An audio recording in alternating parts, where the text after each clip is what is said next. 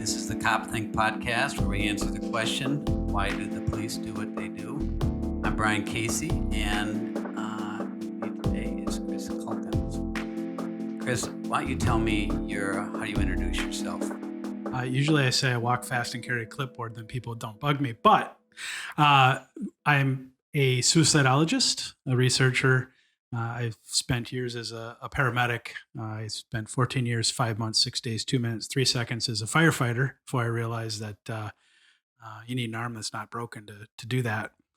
And I'm a person who runs a support group for people bereaved by suicide and who's a survivor myself, having lost my wife, my brother, who was a law enforcement student at Century College at the time of his death, and 10 colleagues in public safety to suicide.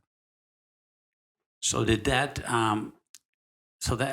so with the loss of your wife and your brother to suicide, how did that change your view of it?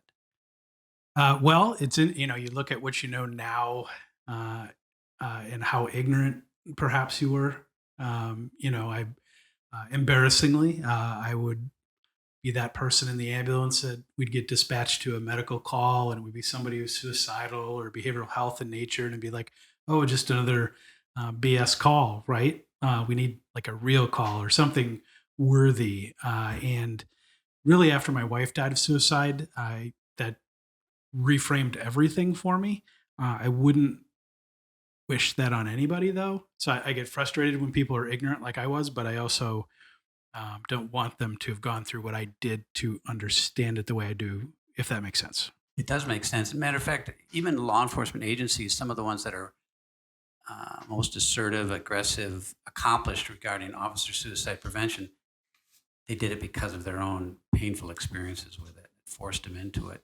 So what would be an example how you're not on the ambulance anymore now, and it's interesting you do the bereavement group. I actually am on the ambulance. Oh, are you? So you're still Yes. working? Yep. Oh, good for you. I still am. Part-time. Yep.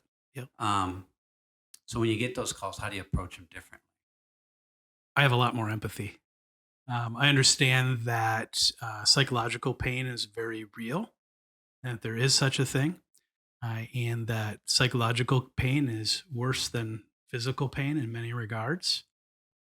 I understand people struggle, having been diagnosed with post traumatic stress disorder myself, and anxiety and depression. I understand that a lot more. It's not a switch you can flip off or flip on. It's difficult. And it has to be okay in public safety to say, I'm functional with all that. I've been successfully treated, and I lead a productive career, and I like to at least think that I contribute things to the world. Well, you said two things. So one is that you recognize in yourself that you're someone who continues to struggle with some mental health diagnosis. I don't know if that's the right way to phrase it. Yeah. And also, what can you give me an example how you might approach someone now? What are some of the things you say? Because I'll just tell you that one of the big concerns that like peer support team members or others that are concerned about someone is how to frame those conversations, what to say and what not to say. Right. Well, I think, just like anything else, if you can, you're asking about health, whatever that is about, may not be appropriate in every audience in every place. If I've had a heart attack, I might not want you to ask it in front of 50 people at a roll call or something like that. To police, fire, and EMS have what I call BSO meters. Right? You can bleep that out later, I guess. I don't know if the FCC is listening. But anyway, we know when somebody's not being genuine or sincere to us. Be sincere. Be yourself. Show empathy. If you don't really care, the other person knows it, especially responders, right? We can pick up on that pretty quick. So I think that's pretty much step one. I like to say things in terms of what I observe in somebody's behavior. You've been showing up to work late lately. You're not shaving anymore. That worries me. Are you okay? And so if you say what you observe, so you give them a concrete idea of what you're picking up on, and then are you okay? Yeah. How are you doing? What's going on?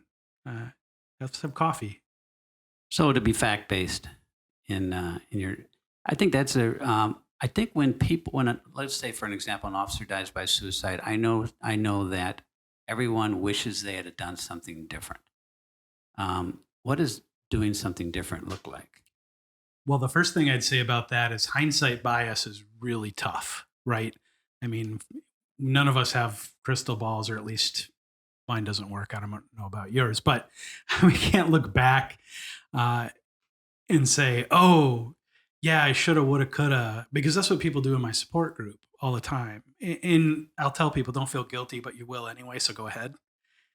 It's like parenting. We do the best we can with the information we have at the time, and we don't pick up on things. We make mistakes, whatever. The key is learning from them, and the woulda, shoulda, couldas will get you right.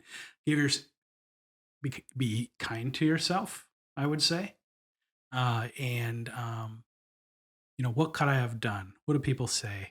Oh, I wish I would have picked up on the comments or the veiled comment. I won't be here next week. Well, in hindsight, that makes sense. Or people make jokes out of it. We do that in public safety, right? We have the dark humor. I mean, like, what is a joke? What is not a joke? So you got to put it in context with everything else, right? Maybe their appearance isn't as good as it used to be, as far as, no offense to anybody with a bad appearance, but um, um, they're not taking care of themselves, laundering their clothes, things like that. You know, those kinds of things. Their work is suffering. They're taking chances on the job, right? Those that are unnecessary, or they wouldn't do before, or they're cutting corners, or they're kind of ambivalent to what happens to them in a dangerous situation. Like, I'm not seeking out to get hurt, but I don't care if I do.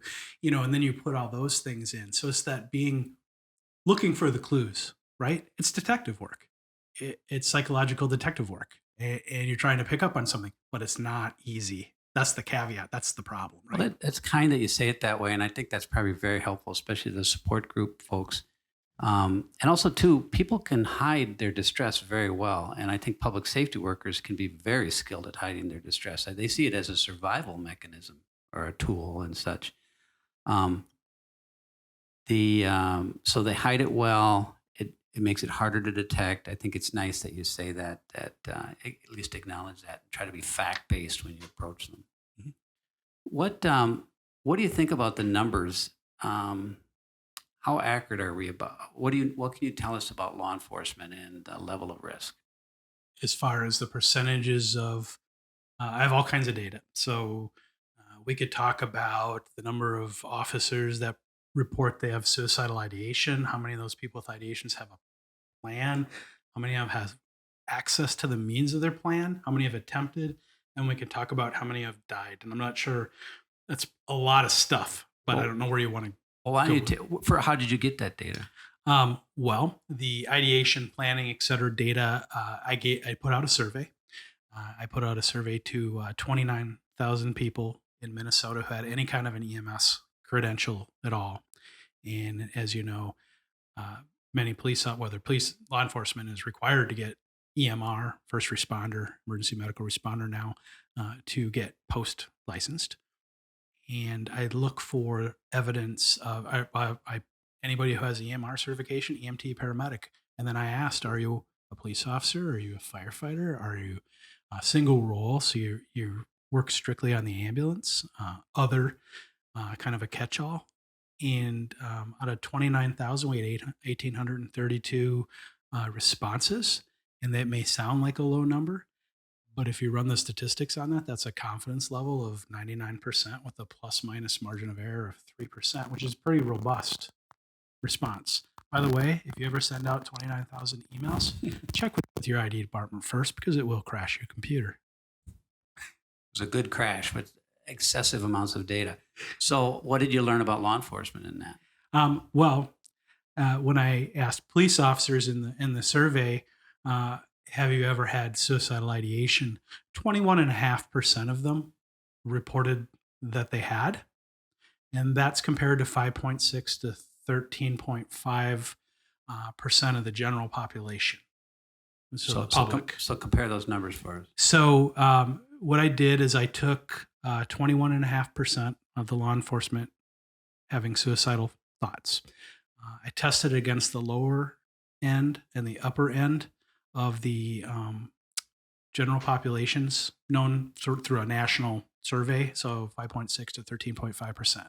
Then you run something, most people get bored when you talk statistics, right? But a two-tailed t-test to see if it's significant.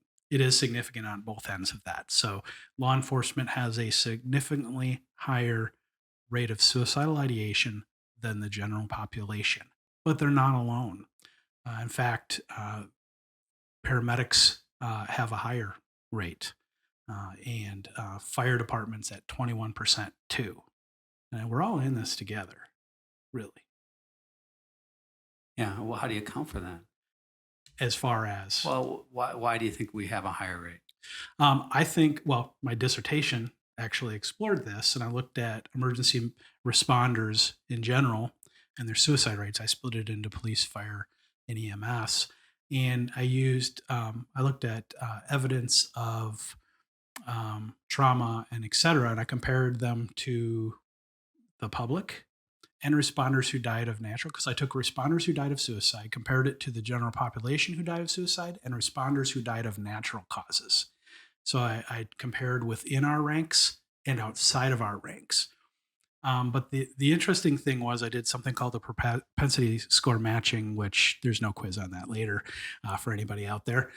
Thank goodness, because it chopped 5 years of my life. Well, I know you're apologizing for this, but I appreciate that you hold it in of high importance. Yeah, Get no, the it data is. right. It is really, but sometimes people's eyes glaze over and they start drooling on themselves when you're talking about statistics, right? Well, but you're reassuring us that the data, that what you're talking about is good information. Yeah, I think it's very accurate. And what I found out when I did that propensity score matching and looked at suicidal rates, whether you were a firefighter or a police officer, it didn't matter as far as the suicide rates went.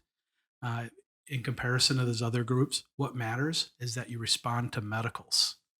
Huh. It's the EMS part of the job, because when you compare them with paramedics, EMTs, et cetera, that are single role, and that makes a certain sort of intuitive sense to a large degree, because you're not getting as much, you don't get psychological trauma from the law enforcement and fire job until usually it involves somebody getting hurt or killed, right? Yeah, Think of I all don't, those I don't know if calls. that's true. I would think of some of the biggest harm in the job is well, maybe the slow death then, because just neglect and inattention to children, people that live in squalor, just that old term. Um, but maybe you're right. I mean, maybe it's the injured individual and all that, or child. I guess that's injured too. It's really about people in pain or harm. So I think So our that's definitions fit nice together, really. Yeah. So that is what, to clarify, I think we're agreeing. I think we're saying it different. Well, I guess my point of view, so you might be right, is that like big urban police departments, Minneapolis, St. Paul, they routinely do not go to medicals. They Right. just are not. They don't. That's not part of their role. However, they see plenty sick and injured people and traumatized people, and people are victim of violence and all that too. So, in fact, on the other day, I was out in a patrol capacity. Oops. And in a 1 hour time span, I was with a group of officers that were at the site of a guy that had, leapt off a bridge to his death and landed on the ground. And then within an hour, another group of officers was someone that had been run over by the light rail train. That's exactly right, though, Brian. I mean, that's exactly what we're talking about as human.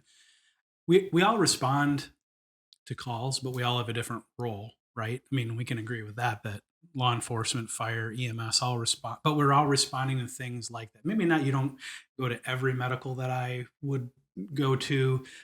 Maybe I don't go to every law enforcement call, but the ones where we do come together are those ones that are usually violence or a person hurt or a person sick or something that affects somebody's I'm health. tracking with you on that, because when you think about, so cops don't go in Minneapolis, St. Paul to elderly people with broken hip calls. Correct. Because, and those calls aren't necessarily that mentally or emotionally impactful.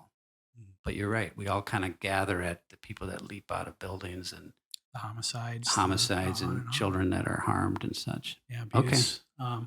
Yeah. So I guess it's, how you think about it or how you approach it. But yeah, so the being, it's not that you can't get traumatized from something else, but 14 and a half years as a firefighter almost, I didn't get traumatized when it was a building and contents fire and nobody was hurt, right? I mean, Right. it's unfortunate. I feel bad for a family. I certainly do.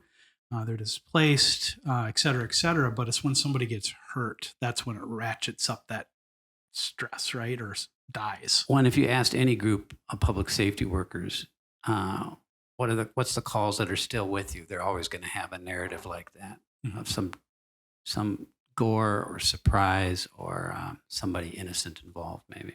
Yeah, it's probably not going to be somebody stole a car unless they stole a car and hurt somebody with it, right? I mean, I'm guessing. I'm not a law enforcement officer, and I don't play on one on TV, but I'm going to go out on a limb and say, Well, but this is why this is really interesting to me because I hadn't thought of it from that perspective, and I'm somewhat interested in what the cause is, but I'm also interested in the solution. But part of the solution maybe is how do you uh, shield yourself? How do you minimize the harm from these jobs? Mhm. And there are things that we can do to minimize the harm, our exposure to death and destruction when possible. I mean, some cops can't get past that, but even those that are forced to have a close up and personal interaction with that, sometimes they navigate that by saying, well, I have a higher sense of purpose here. This is my part of my role. This is a job that I mean, even paramedics as well. This is a job that only I can do, and I have to do it well, despite its painful parts of it and all that. So interesting. So that's okay. So that's one of the findings you found is that Irrespective of discipline, it's really the medical piece. The EMS piece is that's the tie that binds us together as far as psychological trauma goes. And of course, it's much more than that. Officers don't suicide just because of one thing. In fact, very few people do. It's that perfect storm. And you mentioned purpose. I could spend a half hour just on purpose. Don't worry, everybody, I won't. But when our purpose protects us, and when we lose it, we're in danger. That's why people who retire are a particularly vulnerable period, right? Especially people who wrap themselves all up in their profession, like so many of us do. If I'm not a law enforcement officer anymore, if I'm not a firefighter, if I'm not a paramedic, well, now what am I? well, I like that theme though, and we won't spend a lot of time on it, but I'm glad that's important. I mean, that you recognize that because this sense of hopelessness or helplessness or worthlessness. I mean, those are really alarming topics. If it was somebody, and you've probably participated in debriefings, either as a leading them or participating in them as a in whatever the sometimes a theme comes up with the groups, and that is a sense of hope. They couldn't fix a problem. They It's their felt purpose. worthless, or yeah, and Yeah. I think it's their purpose got shaken. They couldn't stop a bad thing from happening, or Right. Well, you know, I just on my own reflections as a responder and friends, and my grandfather was a law enforcement officer. He was on the state patrol for 32 years, but just watching him and interacting with him, I will say that we're fixers, right? I just ask everybody out there listening to kind of reflect, and I'm betting you for the majority of you, it's true that if your spouse, significant other, friend, whoever has a problem, what do we want to do? We want to come in and we want to fix it. That's what we do, right? And when we can't fix it, then that's frustrated. We feel hopeless. We feel Mhm. helpless.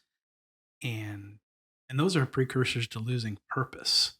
In fact, we do my nonprofit does something called psychological autopsy, so we can reconstruct suicides after they happen, and we look for evidence-based metrics of what that perfect storm was. And hopelessness is a precursor to purposelessness, closely related, for sure. well, can you describe that perfect storm? What are some of the things you found? Yeah, well, I will use an analogy to describe that, and I'm stealing this shamelessly. I guess it's not stealing when you credit your source. So Iris Bolton is a suicidologist, a very well-known one, and her son died of suicide. But what she says, and I've made my own little modifications. Imagine out there that you have a glass that's empty, and that glass uh, starts to fill up with water.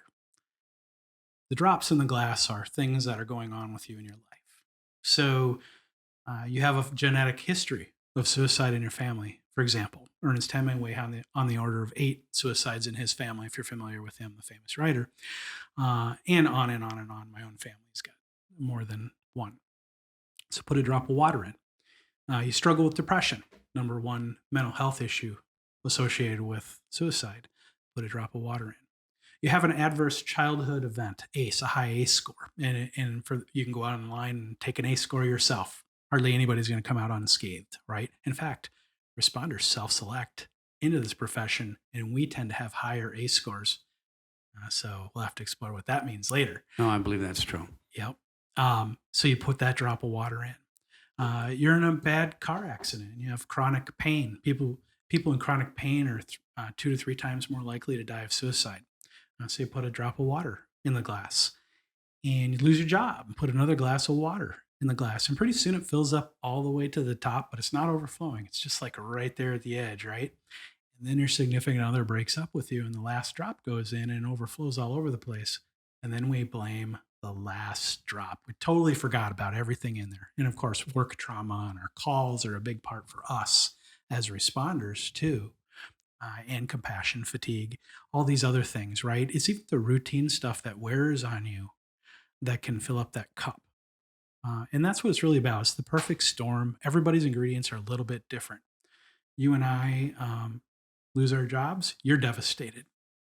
I'm like, woohoo, I get the day off work tomorrow, right? My significant other leaves me, yours leaves you. I'm bummed out. You're like, yeah, I get the bed to myself, right? So, life's subjective. We call that phenomenology. Mm-hmm. Well, that's good. It's good that you pointed that out, that we like to. I think it's dangerous when we find easy answers to things we don't understand. And I think that's just not helpful either, too. So really interesting you said. So we tend to focus on the last thing, which that helps my thinking, too, because I recognize some, for lack of better terms, red flags, a significant relationship breakup. I mean, I worry about certain cops all the time that I interact with. And I'm sure you know people as well. And then if you're alerted to a particular event or something, that heightens your alertness or your concern because maybe their baseline is a little compromised, Yeah. What does somebody normally act like, and what are they doing now? But what else do they have going on in their life? And there's so many things. I mean, there's things that your family knows about you that your friends don't know. That there's things that friends know about you that your family doesn't know. Things that work knows about you that nobody here, So we're very careful. Everybody does this. We compartmentalize, right? I mean, that's why detectives interview lots of people that knew the situation from different angles, right? You find out information. Right. Well, our lives are no differently when it comes to our personal lives. And maybe we struggled financially over here and somebody knew that. Maybe over here we're going through relationship problems. Maybe we struggle with substance use. That's all too common amongst emergency responders of every ilk. All those things could be going on, and you have depression, and it's that perfect storm. So you're convincing me a bit that let's not focus too much on the individual first responder, the actual work, whether a firefighter, ambulance worker, EMS, or law enforcement. I guess one difference with law enforcement, though, is that the access to the lethal means with them all the time. Yep, the means. And when I crunch the data and the death records, 95% of police officers who died by suicide in Minnesota used a firearm. Sure. But that shouldn't be a surprise, obviously. Sure. But nonetheless, that is the most common method used nationally in our state too. It's just on a lower percentage amongst the general population. But still, number one means. What about, is there a part of suicide that's impulsive? That's a question that we debate at suicidology conference when the suicidologists get together.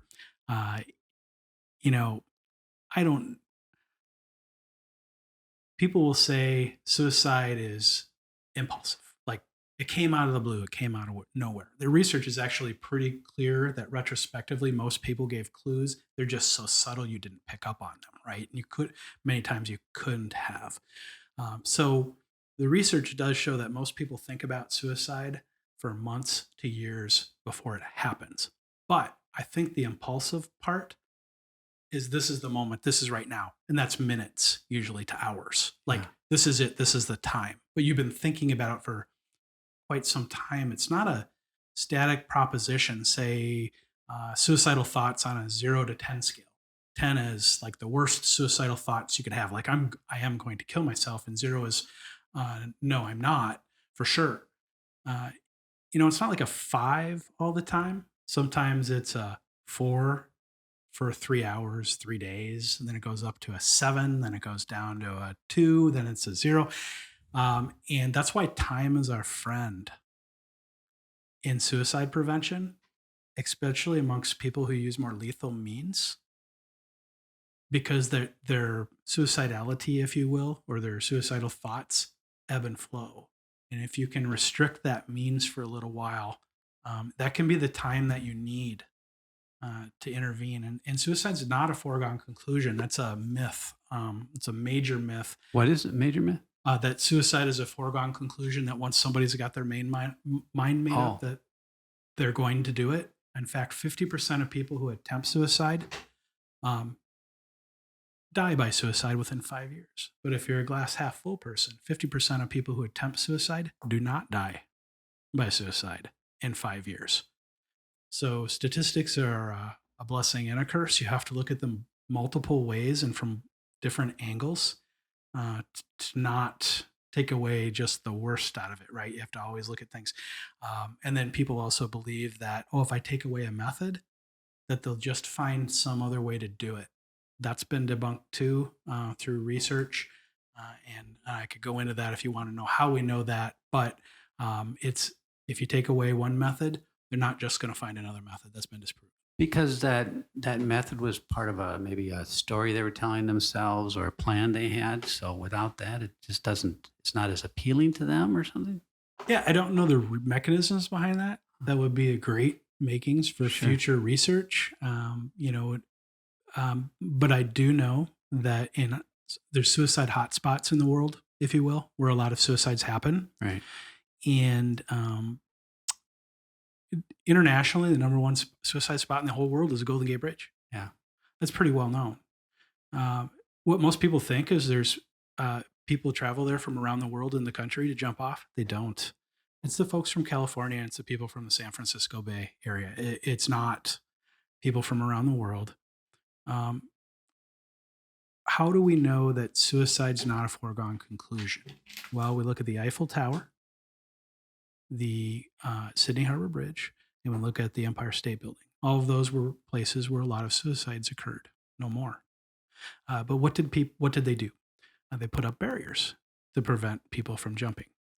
And if it's true that suicides are somebody who tries suicide will just try another way if you interrupt them, then you would expect the suicides in those cities to at least stay the same, right? I mean, you're not going to go down for sure. In every one of those cities, suicides went down. But remember the lesson from the Golden Gate Bridge. It's mostly the residents and people of California going there. So it's protecting the citizens. And they're there. And the rates are going down. So that's how we know it's not necessarily a foregone conclusion. Yeah, and to act locally, I guess, which is what we can only do. What did is it Kevin Hines? Oh yeah. Is it Kevin? Yeah, I've met Kevin. You did? Yeah. My God, what a blessing to meet that man. So his story is that he was one of the what percent that survived jumping off the Golden Gate Bridge. And then there was that related study that they interviewed the survivors they were able to locate, and all of them said that their instant first thought was regret. Do you agree with that? I don't know if all of them, but certainly, remember there's only a handful too. Yeah. So the data's kind of, take it as you will. Right. But it's interesting. Kevin certainly said that. I've had a chance to talk to him. You could read his book called Crack Not Broken. I highly recommend it. And there's a movie called The Ripple Effect, which is excellent. I'm going to actually, on our training that we're doing Wednesday, I'm going to I've got a short video of his that I'll show. Oh, perfect. Yeah. Perfect. So Kevin did say as soon as he let go of those rails, he knew instantly that he'd made a mistake. Yeah. It was almost like something jarred him. Maybe that breaks the suicidal impulse. We'll never know in a lot of people, unfortunately. not, yeah. We just won't know. But it is interesting. I guess what I took from that is just the importance, not being so, I don't know if that's the right word, fatalistic about people that attempt or have that ideation, because they can get to a better spot often. Oh, yeah. It doesn't mean they're going to die. No. For sure. And it's only whether it's physical barriers, time is your friend. Yep. Safekeeper programs for firearms. If your buddy has a firearm and you think that person is a risk to themselves, everybody gets worried about having their firearms taken away. And of course, for law enforcement, that's extremely bad for employment prospects, right?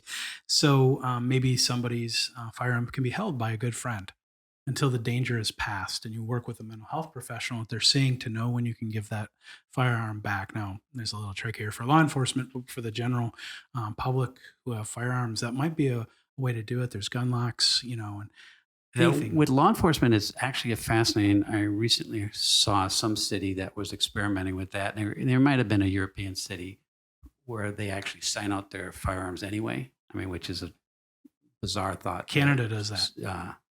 U.S. cops, because cops like to have their firearm going back and forth to work, and they've got a number of firearms at home and such. But you could see that could be a huge benefit to somebody, and it is possible. We could work it even in the U.S. law enforcement. I'm sure that would be a subject highly debated, Yeah, because you right, can good hear way. both. I mean, you can obviously see both sides of that, the pros and the cons of that. So let me backtrack and ask, what do we know about suicide and suicide prevention? What do you know? What do you can say with a lot of confidence? I can say it's higher in the United States is only one of 9 countries going the wrong way in suicides. I can say there's serious cultural tendrils to suicide. It's not just about mental illness. I can say that there are things proven to prevent suicide, and that if you only could pick one, I would say pick social connection. It's huge. Uh, make sure people feel like they belong, that they're not a burden. The UK has taken this very seriously. They now have a minister of loneliness. Think about all the calls we get, though. Think about all the calls. How many of those calls are people who are lonely? Well, Dr. Lloyd is somebody I work with, works through Health Partners, and she's talked about that curriculum as well, about it, speaking directly about the issue of loneliness. So you said culture. Well, did I interrupt you? Did you have some other ones? No. So, I mean, I have lots of things I could download forever, but well, so the culture, you said there is some cultural. How did you word it? Cultural tendrils. Okay, I don't know what that means, but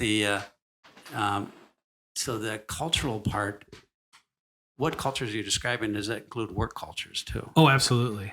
Culture. A lot of people think of culture as skin color, religion, ethnicity, things like that, and that's true. Sure. Those are different cultures, but so too there is emergency responder culture, military culture, police culture, et cetera, et cetera. So absolutely. Well, let's talk about some of those cultural things. And what you already mentioned is the adverse childhood experience, the ACE study.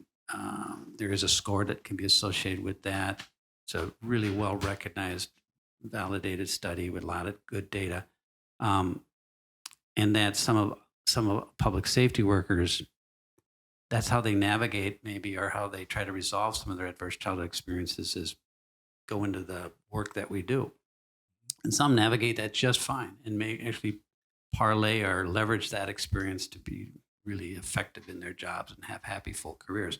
Others probably don't, So that might be part of the culture. What other things stand out as far as cultural things for public safety workers that might contribute? I think adversity to help seeking is a big thing. What do you mean? So adversity? people don't want to get help because it's not culturally acceptable to get help.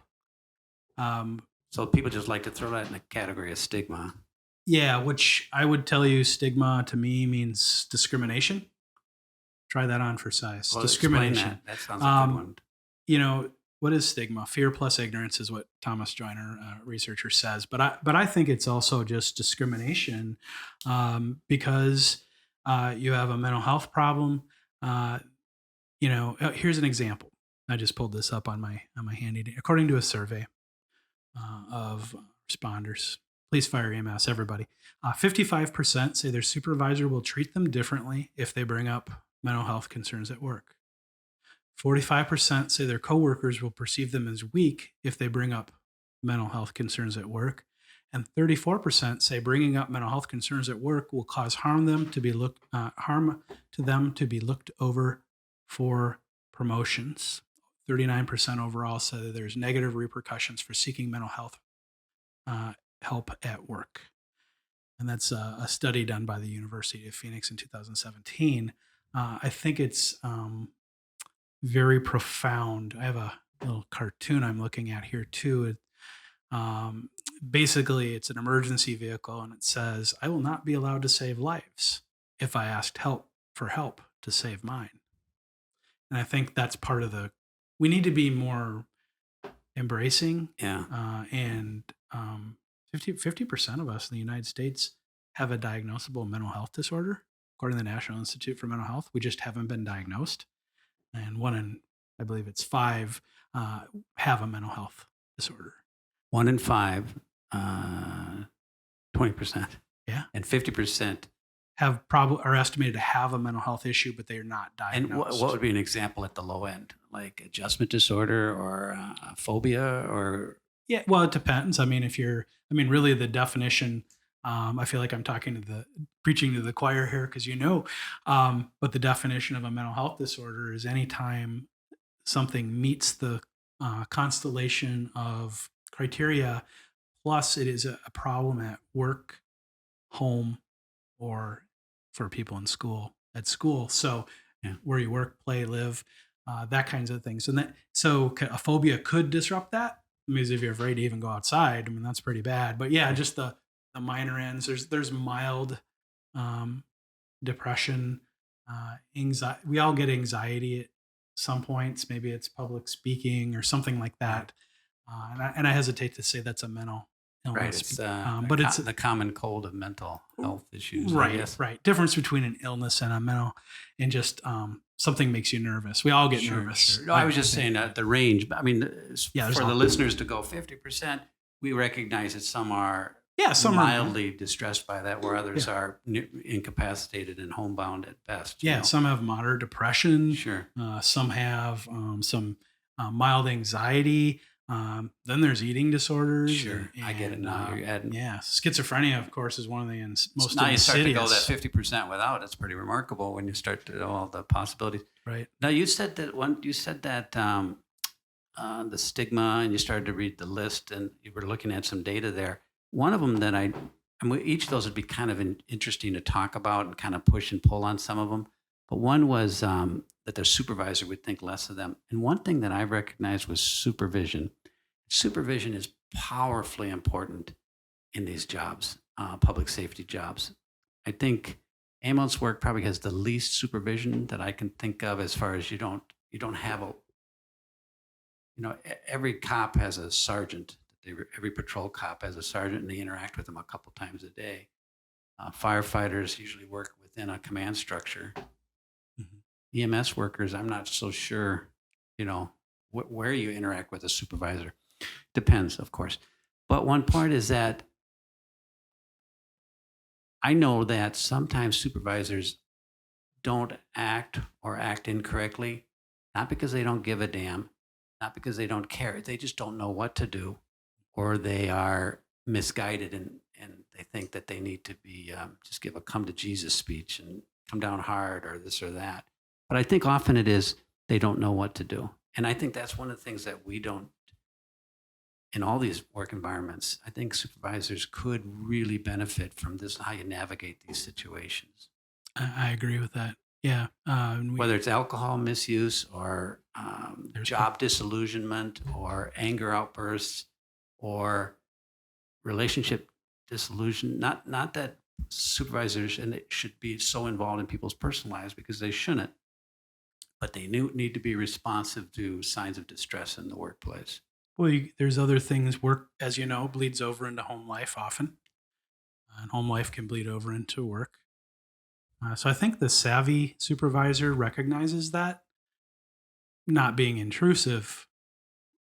I when I teach students and one suddenly starts performing not as well as they normally do, one of the first questions I like to ask them is, "What's going on?"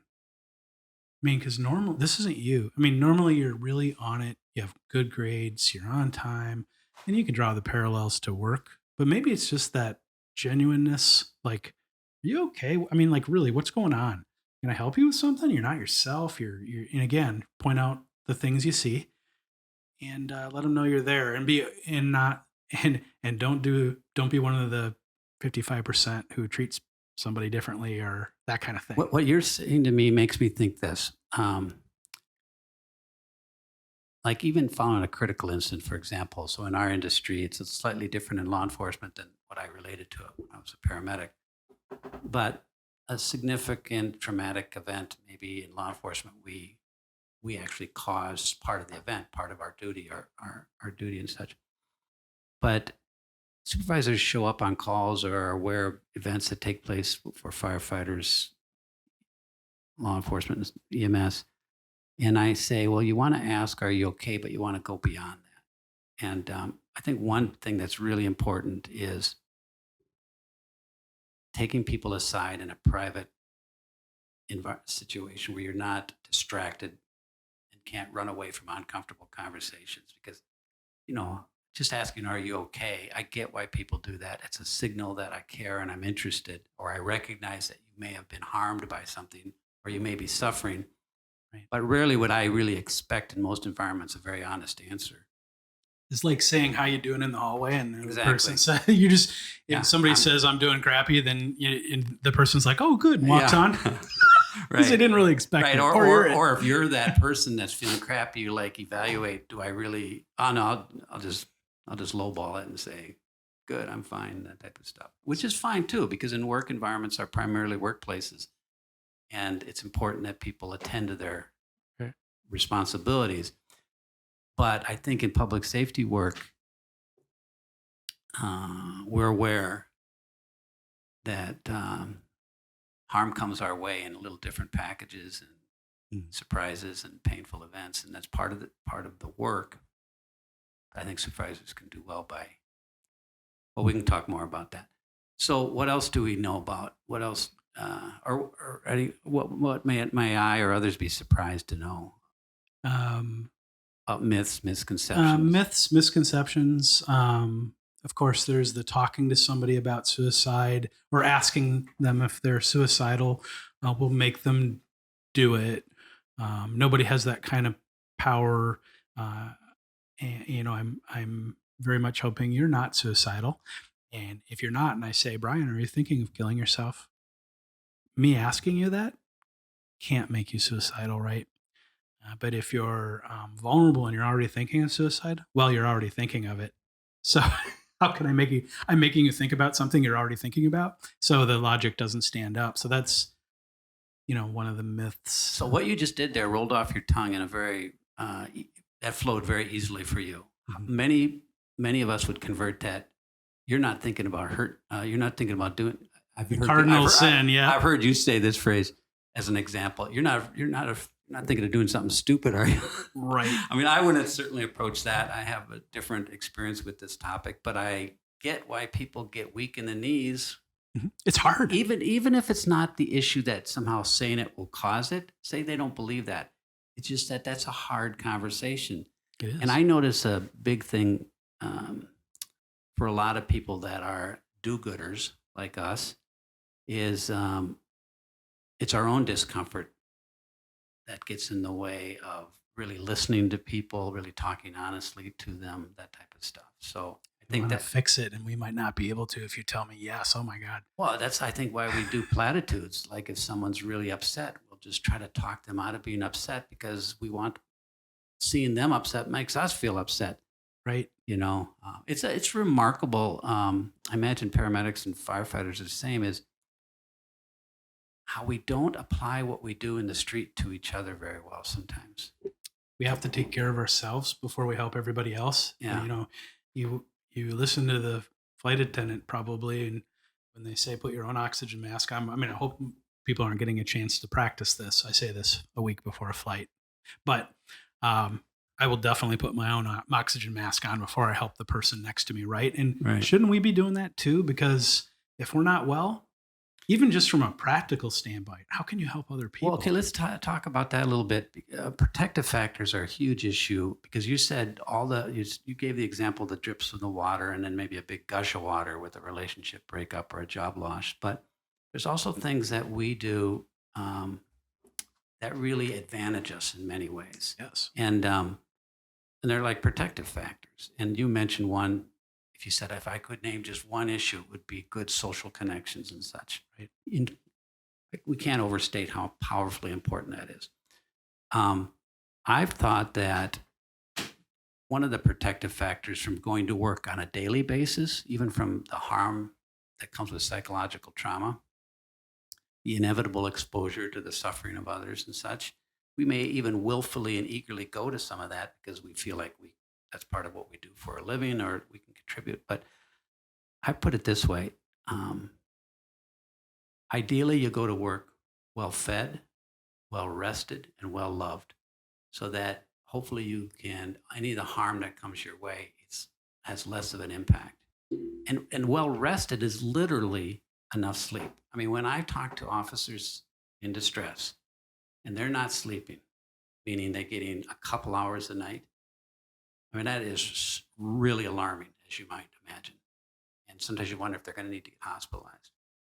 Sleep is super important. In fact, sleep is highly correlated with a variety of mental health problems. But think about it. What happens when an enemy captures soldiers?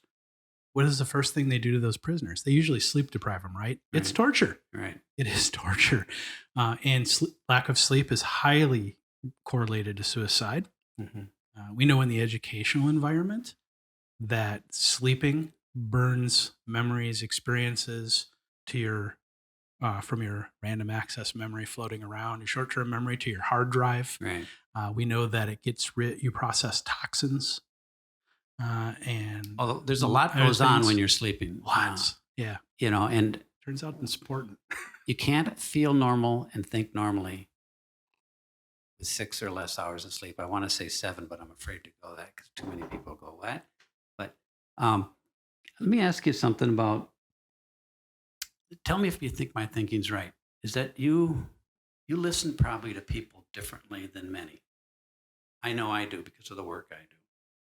I actually feel like I see distress a lot earlier than some people do because I'm really tuned into that and I pay attention to it. And I've talked to enough cops in distress to see what they're not paying attention to and helping them see that.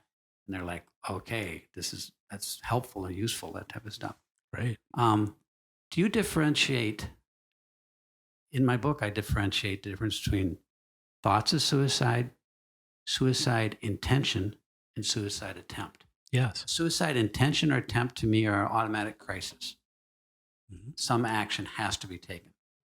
Thoughts of suicide, that's where I really want to soften that for cops, especially cops as opposed to, that's the audience I work with, is that it doesn't mean if you express a thought of a suicide, a lot of humans have thoughts of suicide. The response should not be throw a net on them. It should be more conversation. And if you've got adolescent children, my kids are older now, but when they tell you something shocking or surprising, you didn't want to react to it because they would shut down. So you just basically underreact so that the more conversation continues, but you paid attention to it.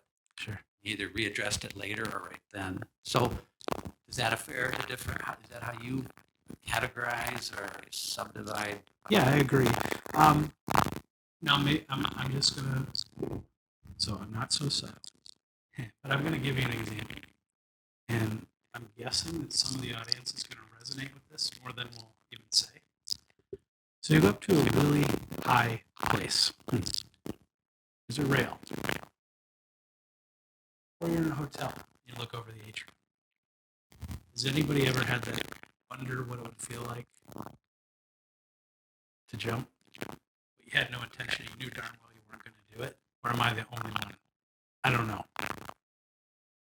It doesn't mean I'm suicidal. You wonder. It's like, what would that experience be like? And in fact, I've heard other researchers talk about that. Is it passive ideation? At one point in my own severe depression, I just went to bed hoping I didn't wake up. Didn't mean I was going to act on it. It's an ambivalence, right? So if I have a heart attack in my sleep, what is that? What is that? There's these varying levels. What I hear in that too is, and I imagine that question in this conversation is very different to someone who deals with suicide thoughts daily. Yes. Or has had long, prolonged periods or past attempts and such. But I also hear in that a little bit of humans going, this is what I'm capable of. I have enough power and my own intentions and abilities that I could throw myself off this if I wanted to or needed to. Right.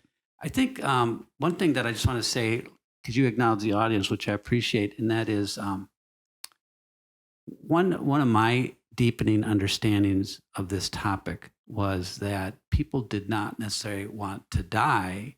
They just wanted to stop the mental or emotional or physical pain. Psychic. And it made sense to them. And that's why I really believe I have this much respect for anyone who suffers, that sometimes suicide can make sense, can make perfect sense to them.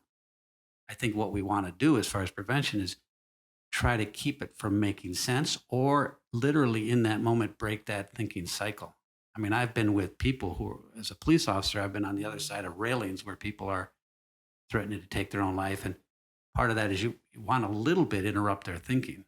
Yeah. Establish a rapport is the first thing you want to do with them, right? Right.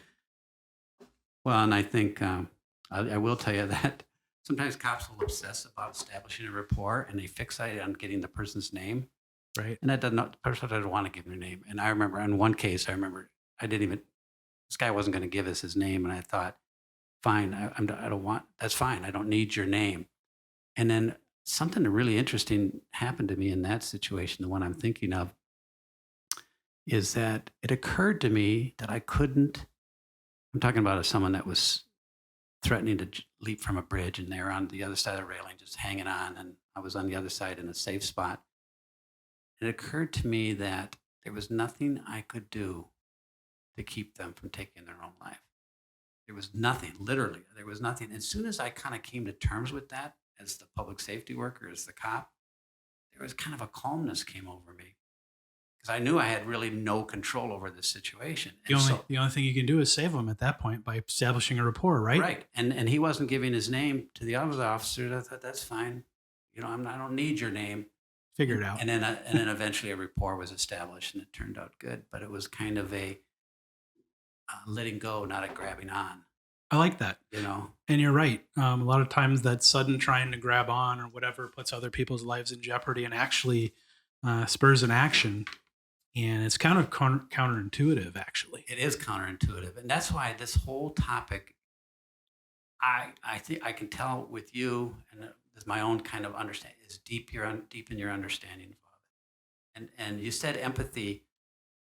For me, it's more just deepening your respect for those that are suffering. And so let's do this, if you don't mind. Let me just end with this before we go. If you've enjoyed this podcast, you might be interested in my book. And it's called Good Cop, A Get Healthy, Stay Healthy Guide for Law Enforcement. And it's got a lot of what we talked about here today and a number of other topics as well. And you can find out more about the book. You can order it on Amazon, or you can find more information about it at goodcop.com. let's end here, Chris. I will bring you back. Um, but thank you so much for doing the work you're doing, uh, getting to where you are the hard way, and turning your own experience and suffering into something really useful to others. I'm sure you do that because it gives you some sense of purpose and joy, but you've made some big sacrifices to bring this message out. And, and I'm glad you're doing it. Thank you. It is my purpose. Describe, let everybody hear what your organization is or how people would contact you. Okay, so my organization is the Minnesota Center of Suicidology. We just recently went through a name change. It was the Caulkins Center for Suicide Research. We're a 501c3. We do consultation, research, policy advisement, and educating on suicide and suicide prevention. You can. We've got a new website that'll be up and running soon. I'm going to screw it up probably, but I believe it's MN Suicidology, SUIDOLOG.org. And you can reach out to us there. You can also Google my name, and I'm sure it'll pop up. We have a Facebook page as well. Like us there. That's a good way to stay in touch of everything we do. And we kind of post where we are. We're actually presenting on emergency responder suicide in Ireland next week at the International Association for Suicide Prevention. So we'll continue that work, some research. Well, I know there's a lot of people interested in this topic. There's a lot of misinformation about and mismessaging about some of this information. So I'm glad that people hear your voice, and people can look you up as well. Chris Caulkins, it's Caulkins. It's like Macaulay, but there's an S on the end of it and a whole lot less money. Thanks, Chris. Yep. Thank you.